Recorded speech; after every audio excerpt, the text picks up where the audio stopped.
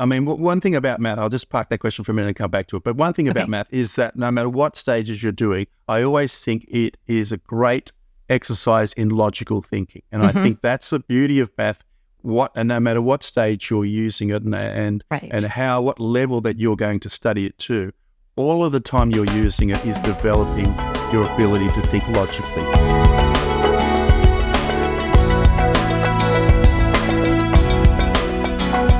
Let me ask you another question in regards to how much time is spent on math each day. And obviously, this is going to totally depend on the level of math. But what would you say is the least amount of time? And what would you say is the most amount of time that our kids should be spending on a math lesson so that their brains are grasping the concepts that are necessary, but not feeling completely overwhelmed and overburdened by learning too much?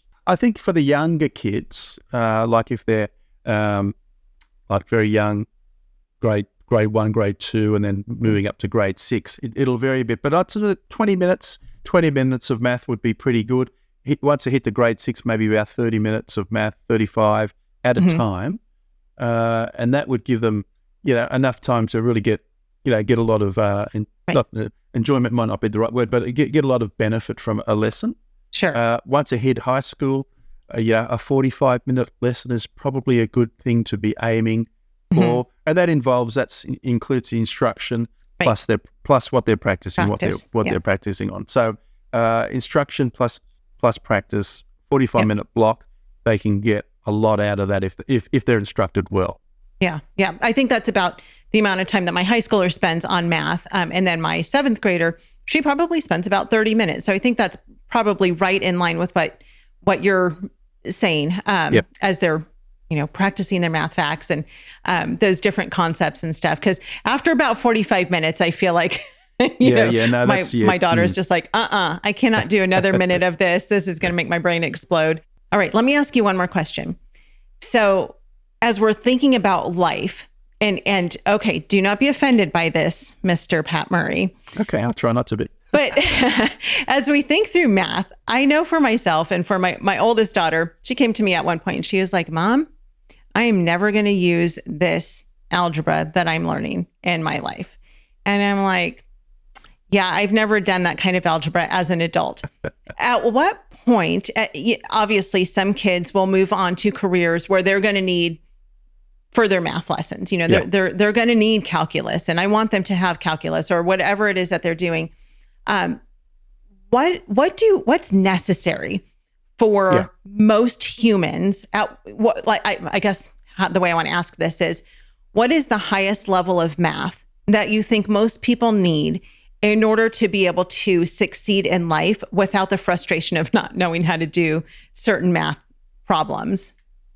That's a great question, because you're right. I mean, your child, you might come up and say, this trigonometry question, where am I ever going to use it? And the reality is they're not, right? So that's you have to understand that's true, right? So if you're thinking they're not going to use that, you're right. So I think, I mean, one thing about math, I'll just park that question for a minute and come back to it. But one thing about math is that no matter what stages you're doing, I always think it is a great exercise in logical thinking. And I think that's the beauty of math, and no matter what stage you're using it and what level that you're going to study it to, all of the time you're using it is developing your ability to think logically. So that's, I think, the most important thing about math. So your ability to think logically. So what level that you get to, well, one of the crazy things about any math curriculum is that probably the most important thing that all kids as they grow up into adults need is a high level of financial literacy. And unfortunately, once I say it's unfortunate, is that most curriculums don't have that. And ours included. We haven't done a big focus on financial literacy because we've basically focused on what the kids are expected to learn as part of their curriculum. And so, I mean, that's a project that we'd like to do down the track. Is because that's the biggest thing that I think a lot of students have as they go into progress into adulthood.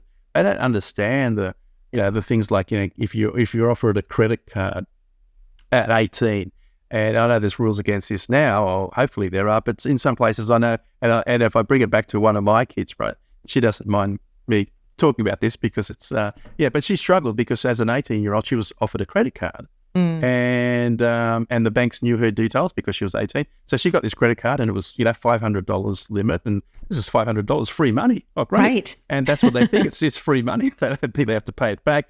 And then so she would have spent that $500 in an instant. And then, a few months later, she gets another letter saying, "Oh, you're such a good customer. You've been keeping up with your payments. We're going to increase it to $3,000. Oh boy! And anyway, so eventually, 12 months later, she got into a debt of nearly $8,000 because this is just what happened. So and then to explain, well, $8,000, and I think at that time was probably 20% interest. That's the sort of math you want your kids to know. 20% of $8,000. That's $1,600 that you're paying just in interest to the bank, plus all the rest. So I mean, these sort of things, if they're wary, I really think the financial side of things, if they're wary of the pitfalls, if they, what they can fall into. But in terms of trigonometry, algebra, all of that sort of stuff, wow, that's a good question. It's not. I always just think that no matter what level you're doing, it is your logical thinking is being improved. Yeah, so I'm not sure whether that answered your question, Yvette. Yeah, no, it did. And it absolutely is about logical thinking, problem solving, all of those things. I think that's such an important part of the development of our kids is to be able to think through those things and be able to solve these problems and push themselves to do something that's really hard. We live in a world where we want things to be easy, and sometimes things are not easy, and we need to teach our kids to just push through the pain and do the math. And, we all had to do it to graduate. They have to do it to graduate as well, and they're going to survive it. Homeschool Insights is sponsored by CTCMath. If you're looking for a great online math program, visit ctcmath.com and try it for free.